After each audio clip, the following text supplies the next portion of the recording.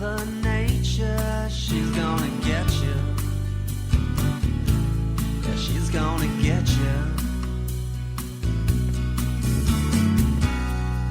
Mother Nature, she's grown to hate you, and she's gonna get you. Gonna get you, you betcha.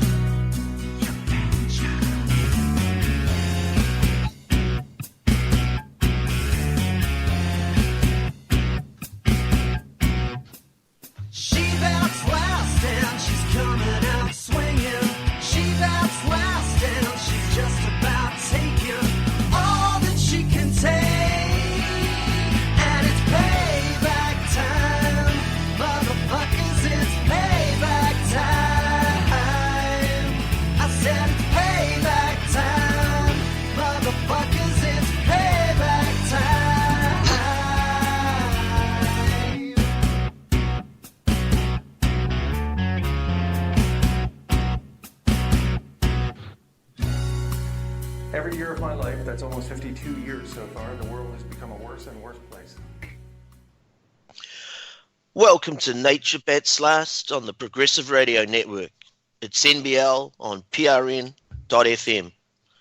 This August 6th, 2019 edition, episode 129 of Nature Bats Last, comes to you live from Rakino Island in Aotearoa, New Zealand, and also from Westchester County, New York in the United States. This is Kevin Hester, and I'm again joined today by my co-host, Professor Guy McPherson.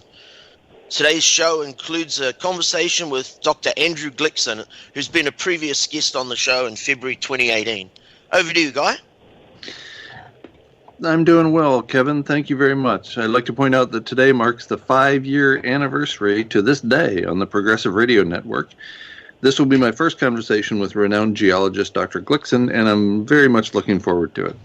We will be taking your toll-free calls today. Please call us with your questions and comments after we spend a bit of time with our guest. We are most easily reached with a toll-free telephone call to 888-874-4888. Kevin, will you introduce our guest? Dr. Andrew Glikson is a geologist living in Australia. He is an earth scientist and paleoclimatologist, currently serving as visiting fellow at the Australian University. He's the author of dozens of articles and 10 books, notably including his 2015 masterpiece, Climate, Fire, and Human Evolution, The Deep Time Dimensions of the Anthropocene. Welcome back, Dr. Glikson, to Nature Bats Last on the Progressive Radio Network. Yes, it's good to talk to you, Kevin. How are you? I'm very well, sir. Thank you very much for giving us your valuable time yet again. The first place I'd like to start, if possible, is I'd like you to give us an overview of your recent article published in Global Research titled Beyond Climate Tipping Points. Greenhouse gas levels exceed the stability limit of the greenhouse and Antarctic ice sheets. Could you give us an overview of that, please? Yes, thank you. Well, the level of combined greenhouse gases, which is defined as carbon dioxide equivalent, has now reached, when it's all combined, it's now reached more than 500 parts per million. Now, this intersects the stability field of the large ice sheets, both Greenland and Antarctic, which means once this limit or threshold is intersected, it's hard to see a way back. There is a lag effect of the breakdown and melting of the large ice sheet, but what it signifies is the fundamental transition of the climate state, the shifting climate state of the Earth, and the rest follows because the poles, the large ice sheets, they act like thermostats of the Earth. Once the thermostats start to weaken and eventually go, a number of things happen. The ice melts into the oceans, raising up ocean levels, and sea level is now committed to rise by many meters. The other thing is the cold fronts emanating from the Arctic. and from Antarctic, but particularly from the Arctic. They break through what used to be the barrier between the polar regions and the more temperate regions, and you get a penetration of a freezing fronts, such as has just happened earlier or last year in Northern Europe and in North America. So the existing or the previous climate state is breaking down. You get heat waves from the tropics, you get sea level rise, you get storminess, which comes from the contrast between the warming continents and the cooling oceans, or cooling parts of the oceans, and so on. Yes, I, as part of the research as I was doing for the show, I read that article that you sent me that was published on Springer, and the title was North Atlantic and Sub-Antarctic Ocean Temperatures, Possible Onset of a Transient Tidal Cooling Stage. And in that article, you refer to the effects that melt may have on the AMOC, or the Atlantic Meridional Overturning Circulation. Could you go into that briefly, please? Well, yes, the AMOC is the flow of the North Atlantic thermal current, which originally emanates from the tropics, from the Gulf of Mexico. This weakens and recedes, and the cold water region, which you can see on the temperature maps, expand. At this stage, it's not very large, but it's significant. So that's one thing which happens. The other thing is the weakening of the boundary, which I just mentioned now, between the Arctic and between the temperate zones of Europe and of North America. So that's the other article which was published, and between the two of them, they question the linear projections, climate projections of the IPCC.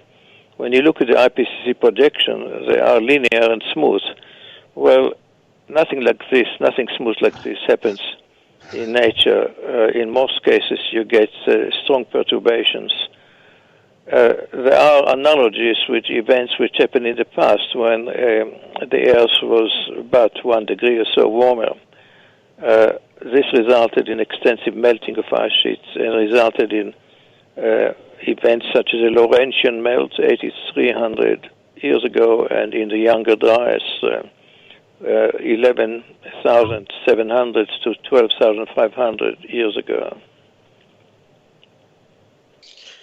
I would love to be a fly on the wall while you were discussing this issue with your colleague at the Australian National University, Joelle Georgis. I don't know if I'm pronouncing her name right or not, but I read an article that she wrote recently on themonthly.com, and she's a contributor to the IPCC, but in the article, she mentioned that there's only been 1 degree C of temperature increase, and she's using 1850 to 1900 as a baseline. I find it really irresponsible to use such late baselines, and that's one of the reasons why climate sensitivity has been underestimated and why the situation is always worse than we think, because of this shifting of the use of the baseline. How does your contact with Miss Georgis go? I have sent her my articles. We did not have a discussion yet, but we will. The thing is, she is talking about the average land-ocean temperature. On the land itself, a temperature have risen on average 1.5. That's according to the Berkeley Institute. And in the poles, as you know, they've risen 2.3 and higher. So it depends which part of the Earth you're looking at. Averages can be, well, they smooth out the differences, and they don't tell the whole story. But she is right. I mean, her article in the Monthly is very good, and she also mentions the change in sensitivity, climate sensitivity, which is now considered to be higher than 3 degrees, which was the case. That's 3 degrees for doubling of the concentration of carbon dioxide in the atmosphere. Now it's considered to be higher. But it was always a question about climate sensitivity, exactly how high it is. And the Earth doesn't operate, or the climate doesn't operate at a precise clock. You can have averages which smooth out the contrast between what is happening. When you look at temperature maps of the Earth, like those produced by NASA, you don't see any uniform picture. You see a highly variable picture, extreme warming in the poles,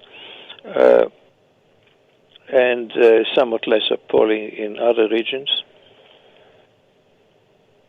Yes, I think that the issue of climate sensitivity is crucial to this whole story, and it's been underestimated to a large degree. I have a blog post on my website about climate sensitivity, and in it I have a presentation from David Wasdell. Are you aware of his work? Oh, yes, vaguely, yes. Climate sensitivity is an average. It's 3 plus minus 1.5. And again, it varies in different regions of the Earth. We can average things until they become meaningless. So you have to look at what's actually happening on the Earth. And that's a problem with the IPCC future climate projections. Once again, there is a linear rise to, well, as high or higher than 4 degrees. There is not such thing. Different climate zones in the Earth warm to different extents, and you have to look at what's happening on the ground. Yeah, I think the discussion about linear and non-linear change is crucial to the whole debate. I'm sure you're aware of the wonderful work of Dr. Albert Bartlett and his presentations on the exponential function. I often quote his expression, quote, "The greatest shortcoming of the human race is our inability to understand the exponential function." Yeah, okay. Well, I follow pretty closely. I follow James Hansen and his very large group of climate and paleoclimate scientists. When you look at their paper of 2016, you will see that the projection for at least the rest of the century and further includes very sharp dips in temperature for periods of several decades. That is, we call it stadial, which means the cooling following warming as a result of the flow of ice meltwater from the ice sheets. This happened right through the quaternary history of the Earth, the last 800,000 years recorded in the ice cores, that every time temperatures have reached a maximum during interglacials, you had strong cooling as a result of a flow of cold ice melt water into the oceans. Guy, do you have a few questions you'd like to follow up with? Yes, I would. Thank you very much. First, I guess the obvious question, will you take a minute to compare the ongoing 6th mass extinction to some of the previous 5 mass extinctions with respect to the rapidity of change, for example? You're asking me, Guy? Yes, I am. Sorry, I didn't make that clear, Dr. Glikson. Well, it's nice talking to you, Guy, after all the correspondence we had in the past. Yes, it is. Thank you. Yes, no, the event now is unique in terms of the current rise or abrupt rise of temperatures occurs above an interglacial, which means apart from the normal fluctuations of glacial interglacial, which are about 5 degrees or so, now we're having another degree or degree and a half. And in fact, when you look at the rise in carbon dioxide to 500 parts per million equivalent, in fact it's more, it's 560 if you include the carbofluorides. If you take a climate sensitivity of even 3, which is low, the average, per doubling of carbon dioxide, we are now committed to 3 degrees. So 3 degrees above an interglacial, at least in the quaternary, is totally unusual, totally unique. And the rate at which it's happening over just, basically half a century is from about 1975, I'd say, the temperature shot up, to the present. The rate is closest to the rate of the climate disruption caused by an asteroid impact. It's a higher rate than at the end of glacials. It's a higher rate which I can see in the geological record anywhere. This is an extreme event. It's not climate change. It's extreme climate disruption. And the rate is, and I have published it actually, I'm sure you have seen these papers, the rate causes a result in that species cannot adapt. See, species can adapt very well, and they have right through the history of the Earth adapt to very major changes, as long as they occur over periods of thousands, tens of thousands, and longer. But when the change comes as abruptly as with the asteroid impact or with what's happening now, well, all hell breaks loose, as you know. You know, when I don't hear many other climate scientists speaking with the straightforward language that you're using today. I very much appreciate your language, but you mentioned James Hansen, and he actually said one of my recent statements was crazy. That's a direct quote. And I don't hear him sounding the alarm the way I hear you indicating that this is an alarming situation. And it's not just James Hansen, obviously. There's a whole lot of other climate scientists. So to what do you attribute this difference in your willingness to speak out and the more conventional approach, which is to use a term that James Hansen came up with himself in a 2007 paper, employ scientific reticence? What's the difference? What's going on here? Right. The scientific reticence is not his. It's that of many other climate scientists. I can send you quotations, and if you like, I will, from James Hansen, which express an alarm as high as that of anyone, certainly as high as mine. James Hansen and his group of some almost 20 climate scientists have observed what is happening now, almost 30 years ago. His articles contain references to the Earth changing very rapidly from one state to the other. And when I send them to you, I cannot quote them. There's no time to quote them right here and now. He is what the denialists would call an alarmist and more than that. So I suggest have a look at some of the things which he says. Plus, it's not only the alarm which he writes. His papers and even books contain the most detailed description of what is happening now, what's happening over the last, at least the last few hundred years, and to me, some of the best projections. He projects 5 meters sea level rise this century. Well, it might or might not happen, but this is a much higher projection than that of almost any other scientist. Yes, I understand perfectly well, and I was referring to his 2007 paper when he described scientific reticence on behalf of other scientists, and he has been willing to step out and make projections and make statements that are beyond what most climate scientists are willing to do. Yes. And so that makes him the exceptional, and I would say that you're going as far or farther than he has been going recently. And so I guess I'm wondering about the culture, the scientific academic culture there in Australia. Is it different? James Hansen at some level is protected by him being the long-term authority and by his position as a result. But it seems that there's not very many people who are sounding the alarm, despite the fact that the United Nations Advisory Group on Greenhouse Gases pointed out in 1990 that we're going to trigger the kinds of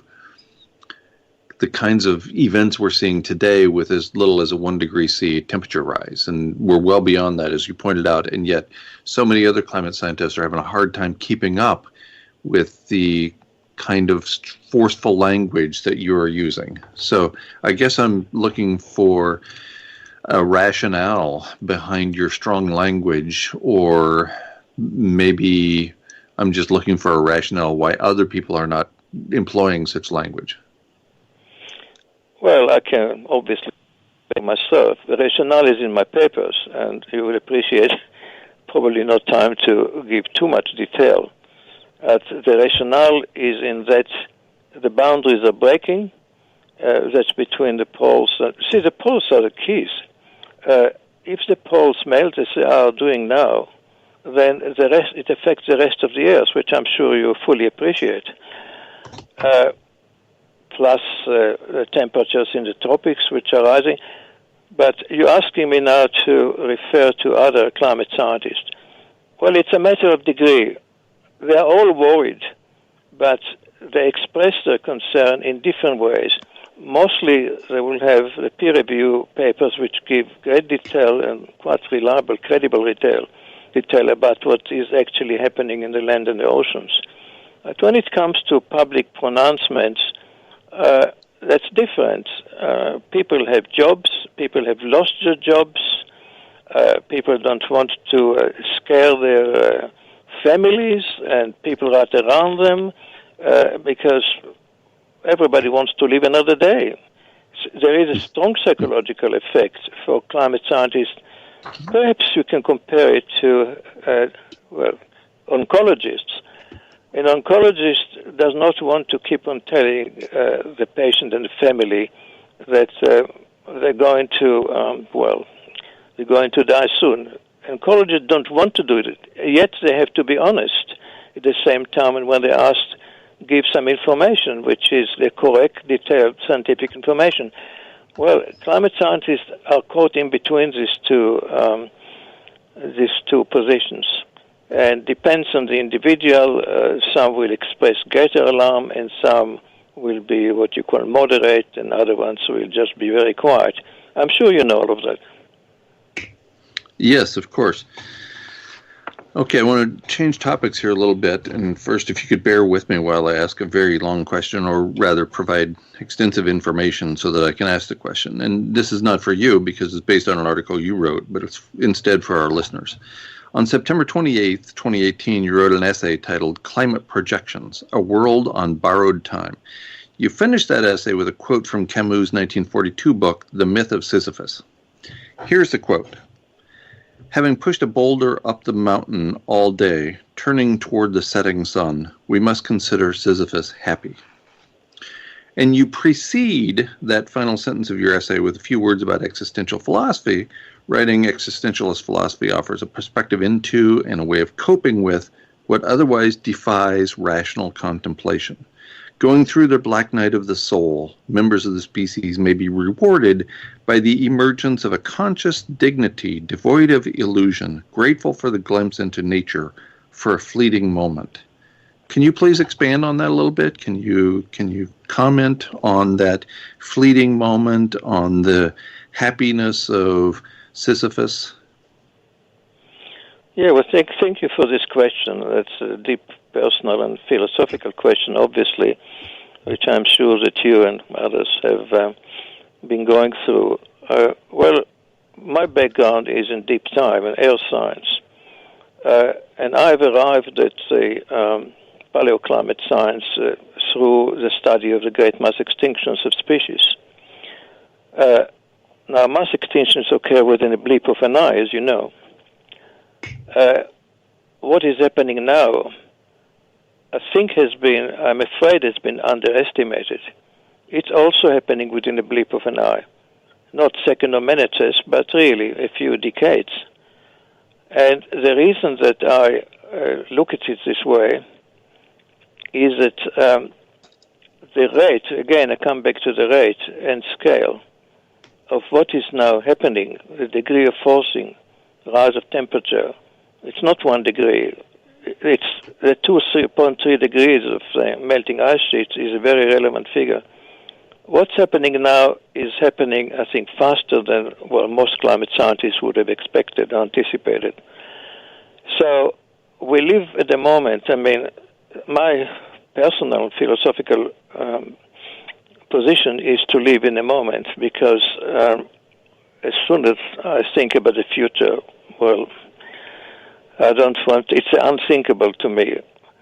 that's become personal by looking at the climate, and before that, looking at extinctions over the last, could say 40, 50 years.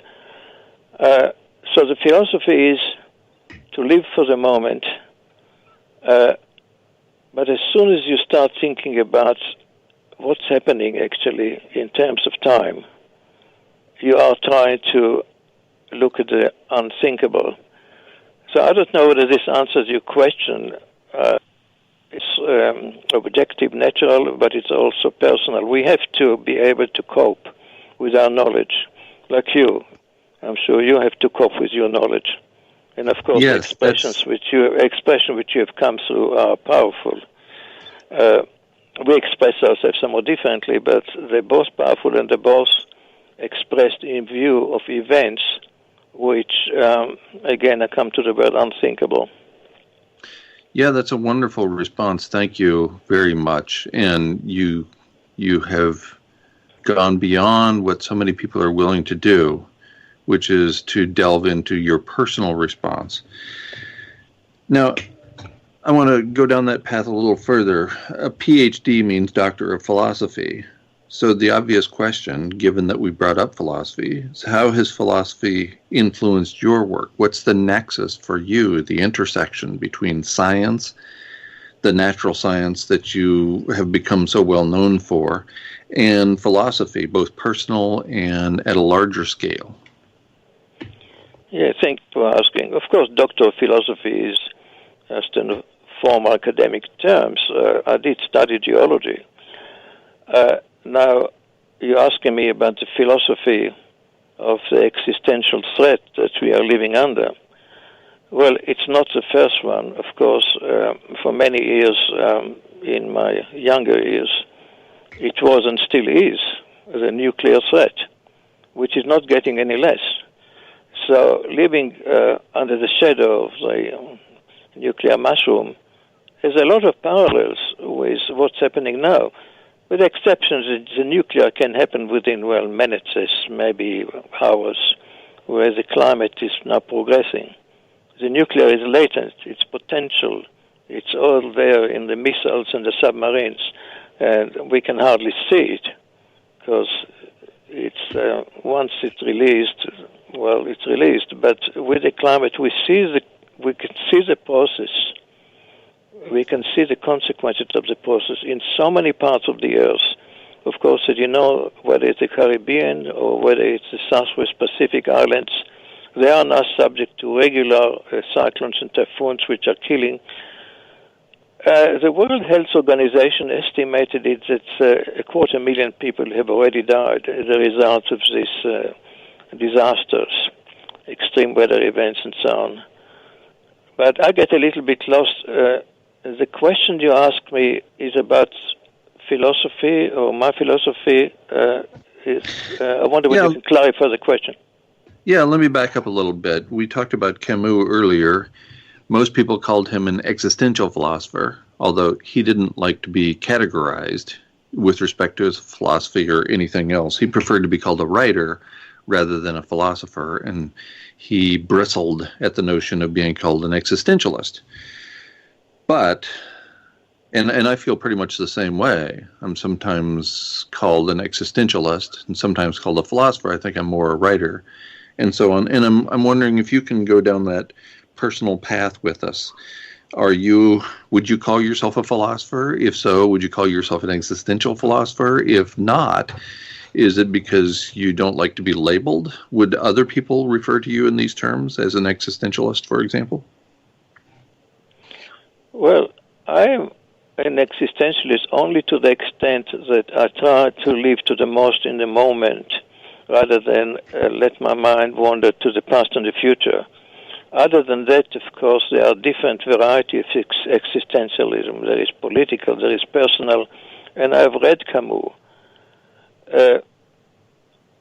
I like to add that it's the most difficult thing to point this enormous, infinite danger which we are now facing to other people.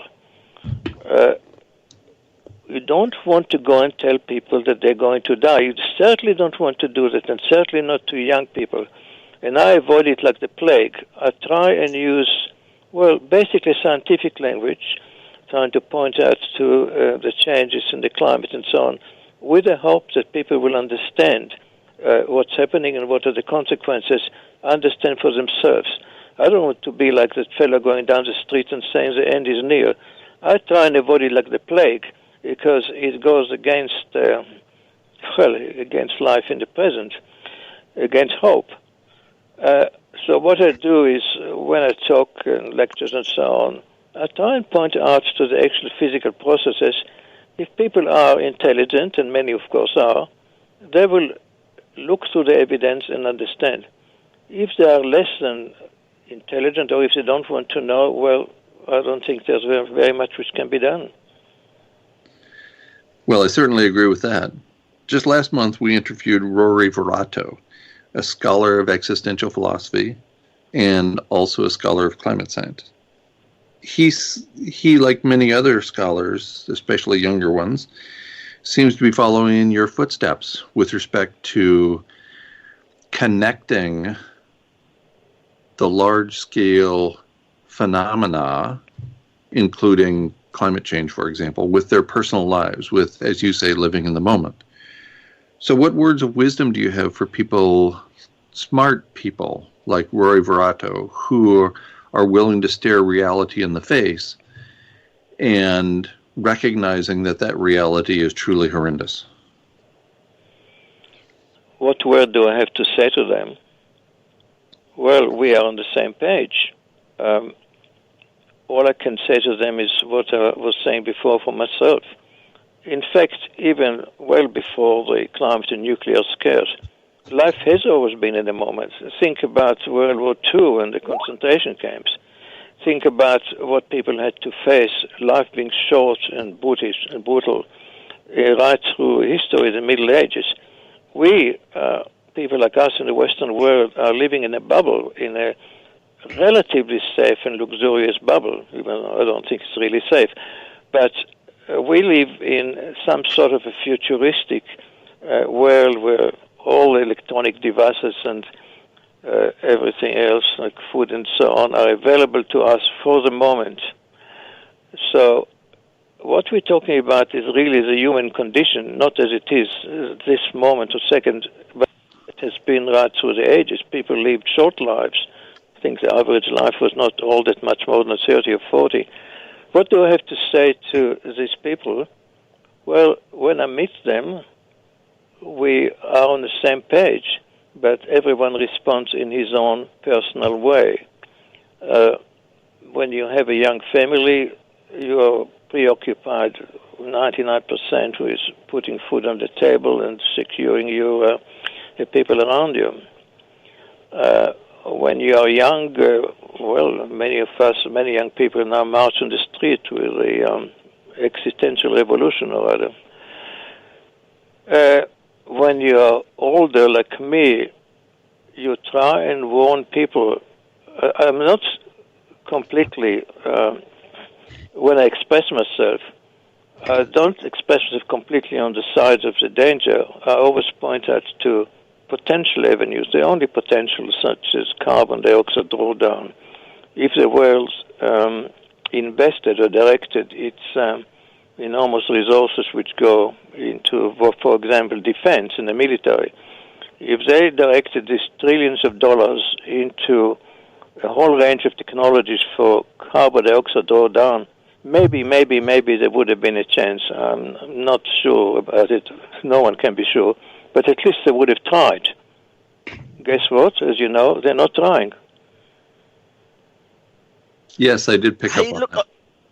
I would like to interject at this point, if I could, because the way we've gone down the road about the psychological consequences of dealing with the knowledge that we have, is that when we spoke before, Andrew, we talked about the poetry that you wrote. And I think, I have my antidote to despair is I volunteer at a not-for-profit nursery on a rewilding project. We propagate native trees for rewilding. And that's one of the things that I do to take my mind away from the existential crisis that we're facing and to try and do something constructive and that's good for me and good for the natural world. So Andrew, I'd really love it if you'd tell our listeners where we could find the poetry that you've written and the link between that and your scientific experience and knowledge, please. Yeah, well, thank you for asking that. I can certainly send you and send Guy my poetry books. This will be very good. Now, you're asking me where is the connection? Well, obviously, looking at the existential threats, first the nuclear, now the climate, I had to express the way I feel about it. And rather than go and scream in the street, which I'm not very inclined to do, I write poetry, and the poetry, some of the poems express my anguish in this respect. Wonderful. I think it's a spectacularly good way for people to deal with the emotional roller coaster. If you send that to me, I'll include it in my blog post. The information about access to your poetry, I'll include it in my blog post so that everyone who's listening to this can trace it back and find that work. Thank you very much. Could we just get back to the Arctic for a moment, please? At the moment, there is a fire burning in Siberia that has so far burnt 4.3 million hectares of forests. That's an area larger than the size of Denmark. Since the beginning of the year, in total, 13.1 million hectares has burnt. And all of this is happening up around the Arctic Circle. And a lot of the soot will be landing on the ice in the Arctic, lowering the albedo.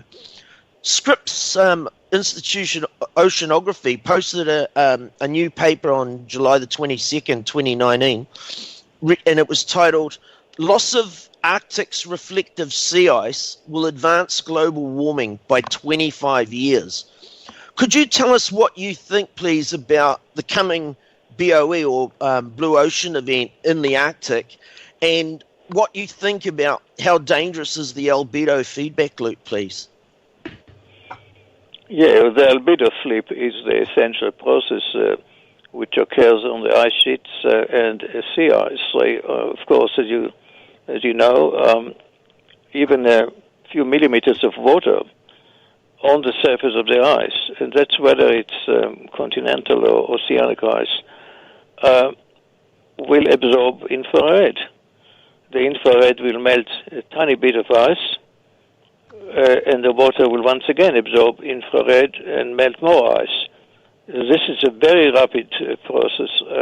In fact, that's the reason for some of the major climate flips which occurred in the past, the albedo flip. And in the past, as you probably know, the Younger Dryas, which is a huge event, it lasted for more than 1,000 years, between 11,700 and 12,500. It started in the north, in the Arctic, in Greenland. It started within a few days. Unbelievable. Within a few days, the temperature went down and froze. This is the opposite of the albedo flip, the opposite effect of the albedo flip. But just as much as the ice can melt within a short time, it can also freeze within a very short time as the reflection starts.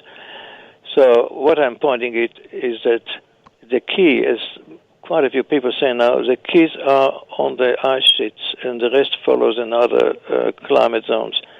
So you're asking me about the fires. Well, yes, of course.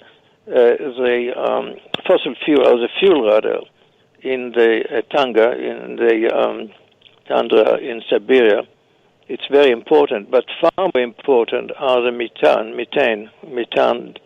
deposits in the Arctic. There are there are many billions of tons of methane which are already bubbling, already released, into the air and into the water. And methane already constitutes 2% of the greenhouse gases. And in terms of its radiative forcing, you have to multiply it by anywhere between 25 and 100 to get the greenhouse effect. So the Arctic is a key, and the tundra fires coming due to warming of Siberia, yes, it's extremely serious. Yeah, well, that brings me back to an issue. I've read a lot from both yourself and Professor McPherson about the work of two Russian scientists, Dr. Natalia Shakova and Igor Semilitov, who are field researchers in the Arctic. They were both based at the University of Fairbanks in Alaska. And they've been talking about the potential for a huge methane release. Now we see the tundra burning and all of that methane being released. But in a recent article on climatecrocs.com, Dr. Michael Mann described Natalia Shakova and Igor Semilitov as alarmists. Surely we should be keeping the precautionary principle and being concerned about what these field researchers have found. Alarmist? Well, we are all alarmist. I think the three of us talking here, that's a pejorative term aimed towards scientists who are trying to present the evidence. Now, of course, the evidence might be accurate, might be less accurate, in some instances not accurate. But what scientists I see the role, I see the duty of scientists is in presenting the evidence the best they can. You can say James Hansen is an alarmist. He has been called it. Now, Shakova, it's interesting. They have actually measured hotspots, methane release hotspots in the Arctic Sea, north of Siberia. There is no reason to suspect that the measurements are not correct. But if I think what that amounts to is that the prognosis is so dire that no one wants to even think about it. This is the psychological effect of some people. And wanted to attend some conferences in the West and could not, and so on. The question is, are her data reliable and accurate or not? I'm not aware that the data have been questioned. It's Shakova who have been questioned. And it comes back to the cultural and political divide between the West and between the East. But methane, you don't even have to look at what Shakova has done. When you look at at NASA and when you look at the NASA pages, methane has risen to 1,890 parts per billion, which is almost 2%. 2% of methane in the atmosphere. This is enormously high. This is from early in the 19th century. It was only a couple of hundred parts per billion. Well, if this is not alarming, I don't know what is alarming. I think the relevant phrase here might be shoot the messenger. That's what comes to mind for me anyway.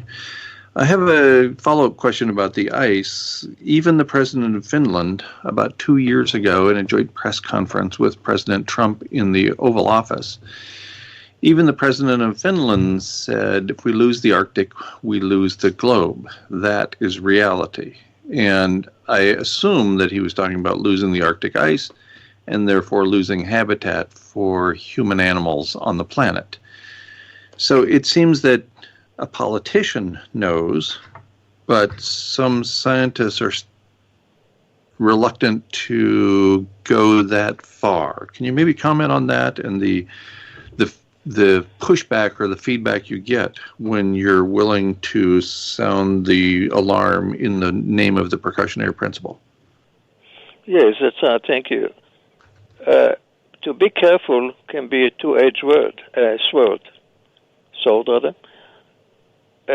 Scientists can be careful in the direction of trying to appear objective, trying to maintain the job, trying to mellow the language, trying to smooth the edges.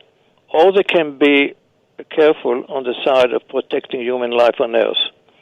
These are very different types of being careful, and the only answer will be to stick to the evidence. I try, if I can at all, not to be either too pessimistic or too optimistic. I try and shy away from these emotions. I try and look back and back and back again at the evidence. And it's the evidence which tells, at least, well, certainly tells me, but I'm sure it now tells increasing number of people. The evidence is, to say it's shocking is probably an understatement. I couldn't agree more with that assessment, that the evidence is overwhelming and certainly on the rise.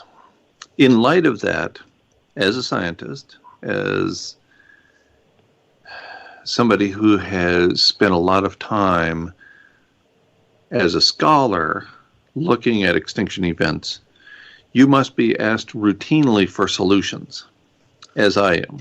I'm constantly asked for solutions to solve the ongoing sixth mass extinction, as well as the ongoing abrupt version of climate change. And I'd love to have something to say to the people who ask me for the solutions. Have you got any advice for me, and maybe for the rest of us who face that situation? So you like to ask about solution.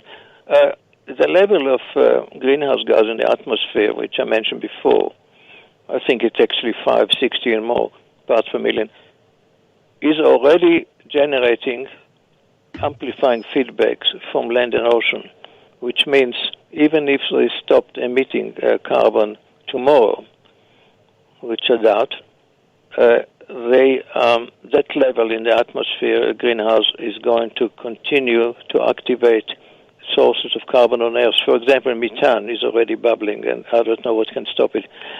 So the only thing I can think about, and that's the only possibility I can think about, is carbon dioxide drawdown, because there are a number of techniques now, including streaming of air through basalts, which will produce calcium carbonate, including seaweed, kelp, which absorbs carbon dioxide, and numerous other sodium trees, and I'm sure you know the list. It's a long list. However, all of it has only happened either in the laboratory or on a small scale, which means if the human race, Homo sapiens so-called, decided to save life as it is on the planet, I'm not talking about microbial life and about deep sea events, but I'm talking about advanced life.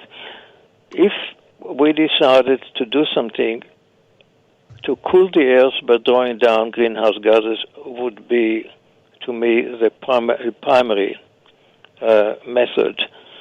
And the resources for that, actually, James Hansen did estimate the resources. I think it was $300 per ton of carbon dioxide. I'm not sure. It depends on the methodology. But if the human race decided to do something meaningful about the issue, they could have, for something of the order of the military budget worldwide, which is, I think it's 2 or 3 trillion per year from every side, try and invest it in trying to stabilize or cool the atmosphere. Now, I'm not saying that it's a very promising method. In fact, there are huge problems associated with it, and it might or might not succeed. But I just cannot think about another way. Well, I'm similarly skeptical of any approaches beyond carbon capture, and I don't see much effort being taken in that direction. So, given that, given the rate of ongoing environmental change right now, given that there doesn't seem to be any political interest in anything resembling a solution, what do we do? What do you and I do? And specifically, I want to make this personal again. And I know as a scholar that becomes uncomfortable. What, again, is the role of philosophy in our work? It used to be that philosophy and science were one and the same when we go back 2,000 years. And I would say that a gradual crumbling turned into, with the establishment of the National Science Foundation post-World War II, turned into a complete separation of the two, philosophy and science. So from your perspective, where are we at? What is the role of philosophy? How do we live with this existential threat? You mentioned nuclear winter. Is that going to fix anything? Is that going to solve abrupt runaway climate change? Is that going to point us in the right direction? I have 10,000 questions, and I'm trying to boil it down to only 50 or so that you might be able to answer in the next few minutes. Well, it's not as if I have the answers, but nuclear winter is another kind of extreme climate change, except it will completely shield and freeze large parts of the Earth, plus the radioactivity. So I cannot see anything positive. By the time the aerosols settle down, you're still stuck with climate change. You're still stuck with the carbon dioxide greenhouse gases.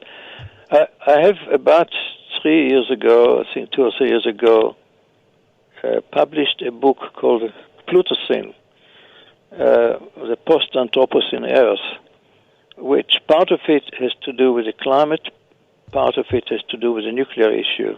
Now, I'll be very pleased to send you a PDF of this book. I ran out of hard copies, but I send you a PDF. And this is, it's not a forecast, of course. It's not any precise forecast, but it documents the major elements of what the Earth would go through as this process continues. So you're asking me, how do we live? Is this what you ask? How do people like us continue to live? Yes, how do we live? And especially given that it seems nobody is interested in applying large-scale solutions that might mitigate for our bad behavior so far. Yeah, fair enough. Thank you. To me, all I can do is try and answer to my conscience.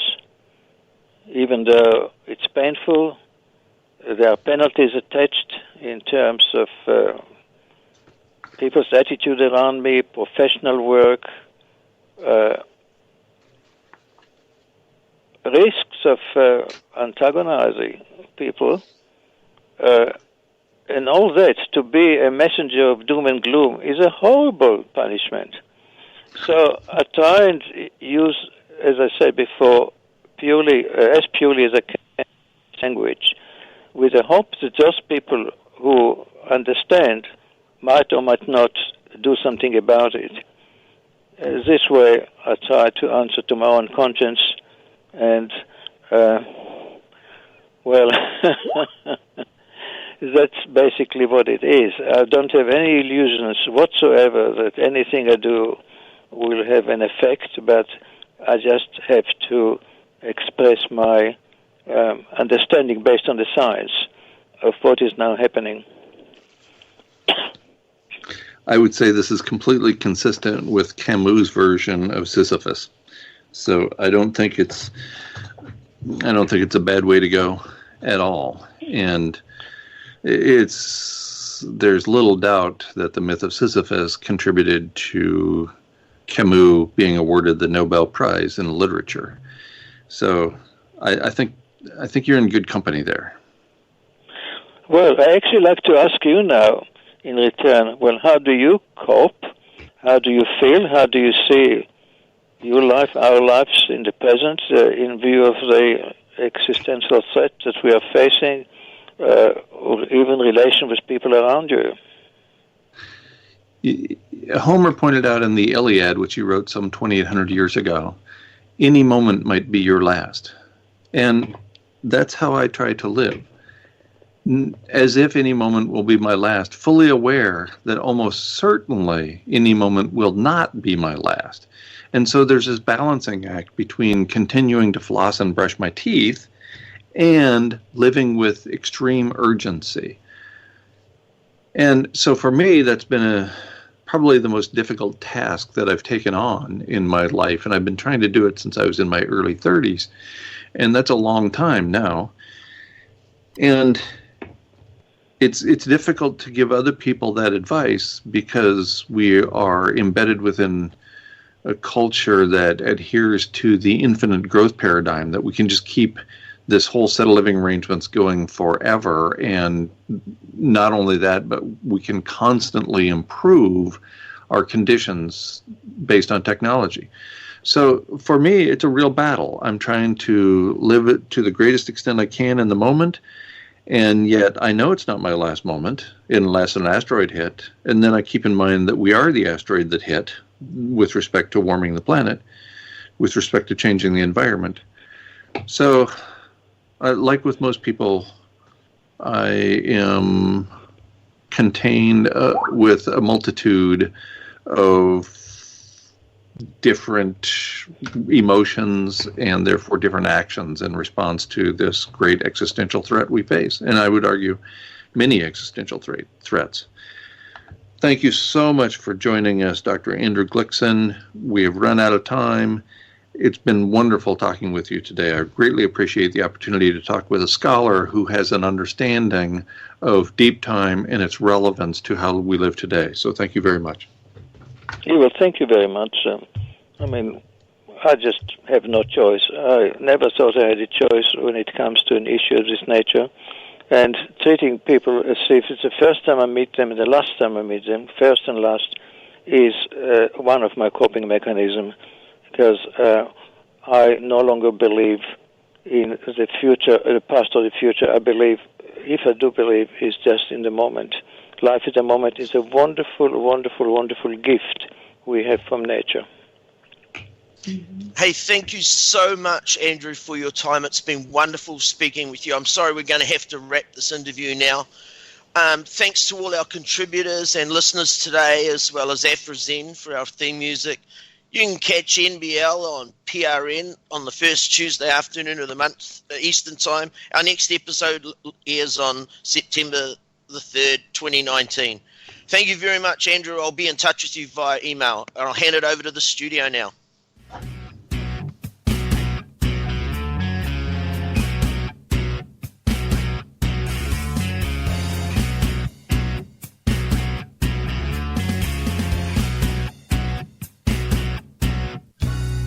Mother Nature, she's gonna get you.